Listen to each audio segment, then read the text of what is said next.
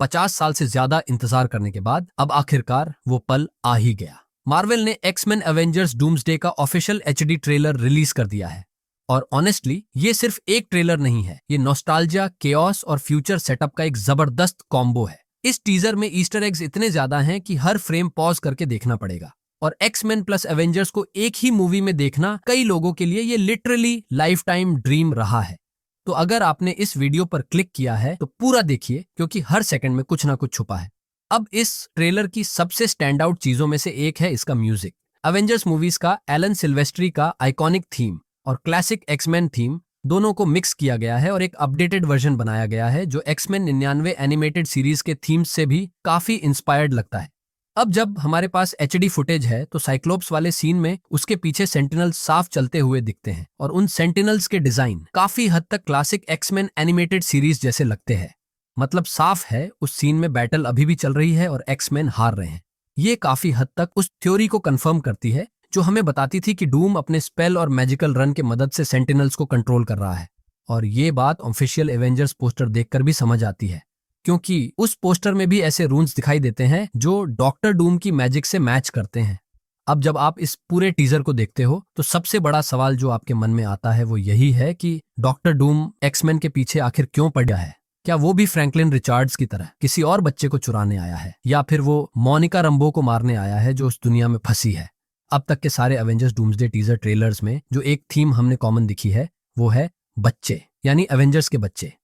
अब देखा जाए तो इस यूनिवर्स का एक्स मैंशन भी कॉमिक्स की तरह बच्चों से भरा हो सकता है, क्योंकि एक्स मैंशन एक स्कूल है जहां म्यूटेंट्स को अपनी पावर्स को इस्तेमाल करना सिखाया जाता है।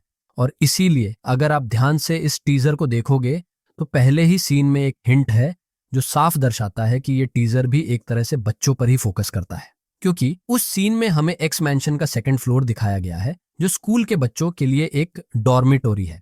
टीजर के नेक्स्ट शॉट में हमें टूटे हुए स्टैचूज और बैटल डैमेज दिखाई देते, जो ये साफ दर्शाता है कि यहाँ फाइट हुई है और शायद कोई बच्चा यहाँ से ले जाया गया है। तो सवाल उठता है कि क्या डॉक्टर डूम साइक्लॉप्स के बच्चे के पीछे पड़ीढ़ा है। साइक्लॉप्स का पहला बच्चा नेथन समर्स, जो केबल के नाम से भी जाना जाता है, उसे हम पहले ही डेडपूल 2 फिल्म में देख चुके हैं। उस किरदार को थेनोस के एक्टर जॉश ब्रोलिन ने प्ले किया था, तो चांसेस कम है कि हमें वो किरदार वापस देखने को मिले, क्योंकि सुनने में आ रहा है कि जॉश ब्रोलिन किंग थेनोस का रोल निभा सकता है और ये उसने खुद एक इंटरव्यू के दौरान हिंट दिया था। अब अगर साइक्लॉप्स के दूसरे बच्चे यानी रेचल समर्स की बात करें तो हाल ही में रिपोर्ट सामने आई थी कि सेडी सिंक का किरदार स्पाइडरमैन ब्रांड न्यू डे में रेचल समर्स का हो सकता है। तो देखना दिलचस्प होगा कि इनमें से कौन सी बात सच होती है।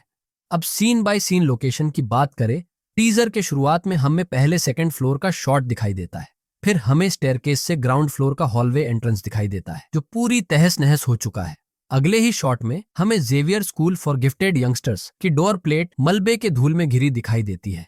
इसके बाद हमें लाइब्रेरी का एक शॉट दिखाया जाता है और फिर इसके तुरंत बाद कैमरा प्रोफेसर एक्स की ओर चला जाता है। वो हमें खिड़की से बाहर झांकते नजर आते हैं। अब उसकी व्हीलचेयर पर गौर करें तो वो 2000 वाली एक्समैन मूवी से कम और एक्समैन एनिमेटेड सीरीज से ज्यादा मेल खाती है। तो अब सवाल ये उठता है कि क्या ये प्रोफेसर एक्स उसी 2000 वाले क्लासिक एक्समैन यूनिवर्स से बिलोंग्स करता है या फिर उसके जैसा कोई कॉमिक एक्यूरेट वेरिएंट है। डेडपूल और वुल्वरीन मूवी का एंड क्लासिक एक्समैन यूनिवर्स में टेक प्लेस करता है और माना जा रहा है कि चैनिंग टेटम का गैम्बिट पहले इसी टीम का हिस्सा था, लेकिन बाद में टीवीए ने उसे वॉइड पहुंचा दिया। टीजर के अगले ही सीन में हमें मैग्नेटो और प्रोफेसर एक्स चेस खेलते दिखाई देते हैं। इस सीन में हमें मैग्नेटो अपनी पावर से चेस पीस को हिलाते नजर आता है। अब कुछ रूमर्स के मुताबिक हमें इस यूनिवर्स में जेनोशा का एक वर्जन दिखाई दे सकता है। इसके अलावा हमें मैग्नेटो की फैमिली भी दिख सकती है, यानी हमें स्कारलेट विच और क्विकसिल्वर के वेरिएंट्स भी दिखाए जा सकते हैं, क्योंकि कॉमिक्स में स्कारलेट विच और क्विकसिल्वर मैग्नेटो के बच्चे होते हैं। अब प्रोफेसर एक्स के कॉस्ट्यूम पर नजर डाले तो वो मिलिटरिस्टिक यूनिफॉर्म जैसा लगता है जैकेट के साथ, ठीक वैसे ही जैसे हमने एक्समैन एनिमेटेड सीरीज में देखा था। अब मैग्नेटो पर नजर डाले तो वो उस सीन में नॉर्मल क्लॉथिंग में दिखाई देता है। फिर भी हम अनुमान लगा सकते हैं कि उसका सूट कॉमिक्स की तरह क्लासिक रेड कलर का होगा।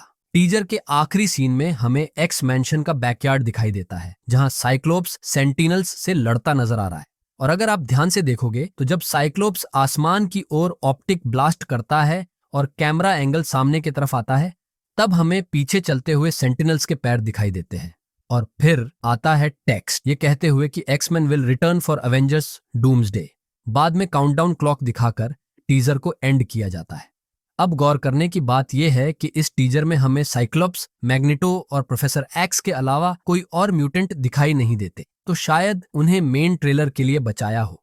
अब कुछ महीनों पहले जब जीन ग्रे की एक्ट्रेस से पूछा गया कि क्या वो वापस आएगी, तो उन्होंने साफ कहा कि वो फिल्म में नहीं होगी। और देखा जाए तो हाले बेरी और फैमके जैनसन का नाम चेयर वीडियो में भी नहीं था।